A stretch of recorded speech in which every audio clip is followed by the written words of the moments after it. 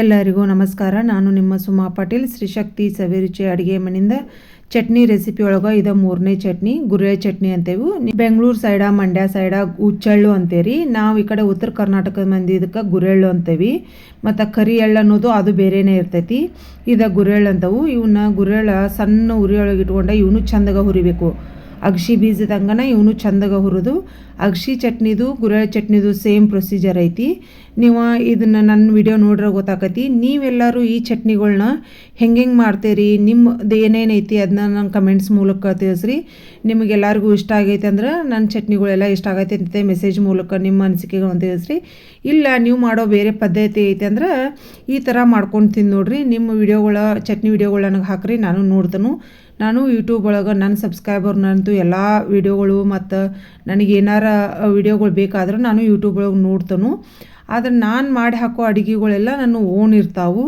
ನಾವು ಹಿಂಗೆ ಇದೇ ರೀತಿನ ಮಾಡ್ತೇವೆ. ಅದಕ್ಕೆ ನನ್ನ ಅಡುಗೆ ವಿಡಿಯೋಗಳಿಗೆಲ್ಲ ನಾನು ಸಪ್ರೇಟ್ ನಿಮ್ಗೆ ಬೇರೆನೇ ಅನಿಸ್ಬೋದು. ನಾನು ಮಾತ್ರ ಹಿಂಗೆ ಮಾಡ್ತೇನೆ. ನೀವೆಲ್ಲರೂ ಈ ರೀತಿ ಒಮ್ಮೆ ಮಾಡ್ಕೊಂಡು ನೋಡ್ರಿ. ಇವನ್ನ ಗುರೆಳ್ಳ ಚಂದಾಗ ಹುರಿದ ಕಾಸ ತೆಗೆದು ಇಟ್ಕೊಂಡಿನಿ ನಾನು. ಇವನು ತೆಗೆದು ಇಟ್ಕೊಂಡು ಕಾಸ ಮತ್ತು ಕೊತ್ತಂಬರಿ ಮತ್ತು ಜೀರಿಗೆ ಕರಿಬೇವ ಇವನು ಒಂದು ಸ್ವಲ್ಪ ನಾನು ಬೆಚ್ಚಗೆ ಮಾಡ್ಕೊಂಡು ಭಾಳ ಏನು ಹುರಿಯೋದಿರಂಗಿಲ್ಲ. ಒಂದು ಸ್ವಲ್ಪ ಅದು ಕಾವಲಿ ಕಾದಿರ್ತೈತಲ್ಲ ಅದನ್ನು ಒಂದು ಸ್ವಲ್ಪ ಹಾಕ್ಕೊಂಡು ತೆಗೆದು ಬಿಡೋದು. ಇದನ್ನು ನಾನು ಅಗಸಿ ಬೀಜದ ಚಟ್ನಿ ಹೆಂಗೆ ಮಾಡೀನಿಲ್ಲ ಅದೇ ಸೇಮ್ ಪ್ರೊಸೀಜರ್ ಇರ್ತೈತಿ. ನೀವು ಗುರೆಳ್ಳ ಚಟ್ನಿ ಗುರೆಳ್ಳ ಪುಡಿನೂ ಮಾಡಿ ಪಲ್ಯಕ್ಕದು ಇಟ್ಕೋತೀರಿ. ನೀವು ಒಬ್ಬೊಬ್ಬರು ಚಟ್ನಿ ಅದ್ರೊಳಗನೆ ಎಲ್ಲ ಮಿಕ್ಸ್ ಮಾಡಿ ಹಾಕ್ತೀರಿ.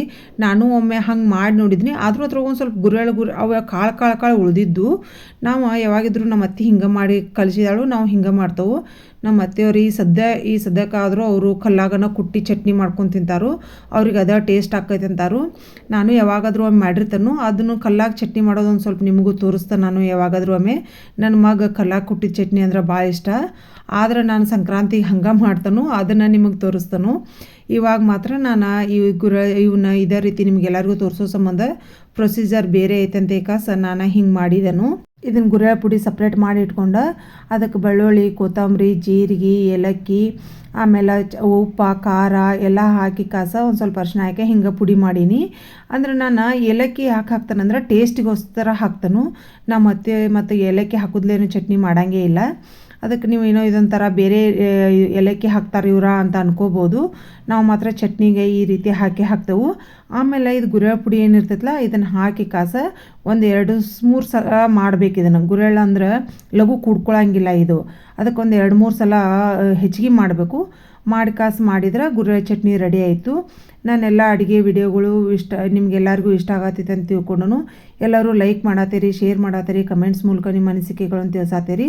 ಇದೇ ರೀತಿ ನಿಮ್ಮೆಲ್ಲರ ಸಪೋರ್ಟ್ ನನ್ನ ಚಾನಲ್ ಮೇಲೆ ಹೀಗೆ ಇರಲಿ. ಎಲ್ಲರಿಗೂ ತುಂಬ ಧನ್ಯವಾದಗಳು. Thank you.